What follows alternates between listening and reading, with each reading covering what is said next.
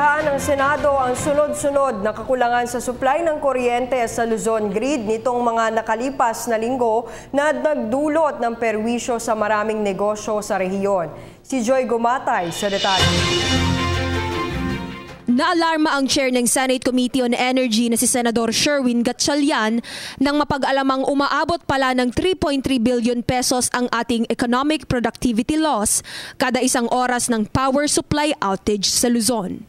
Ikinababahala niya na baka mas malaki pa ang mawala sa ating ekonomiya sa pagsapit ng Abril at Mayo ng susunod na taon dahil ayon nga sa pag-aaral, pinakamataas ang demand ng kuryente sa Luzon tuwing panahon ng tag-init.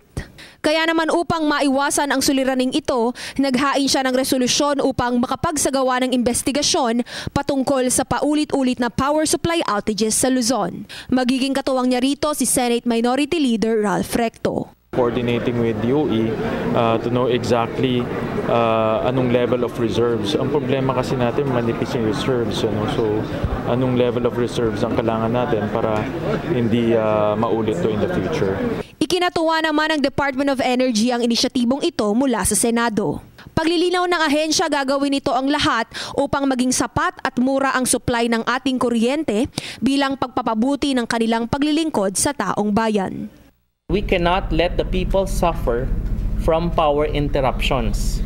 Ulitin po natin na tinitingnan ng Department of Energy ang lahat ng mekanismo para masiguro na meron tayong adequate, available, stable and secure supply ng electricity para matugunan ang pangangailangan ng ating economic growth. Ipinangako ng Department of Energy na titingnan nila ang lahat ng posibilidad na magamit ang mga energy resources sa ating bansa upang maibigay ang pangangailangang supply ng kuryente ng mga Pilipino.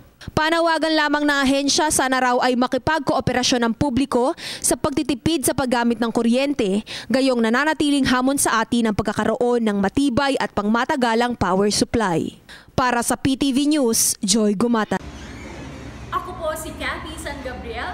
Subscribe na sa PTV YouTube channel. I-click lang po ang subscribe button.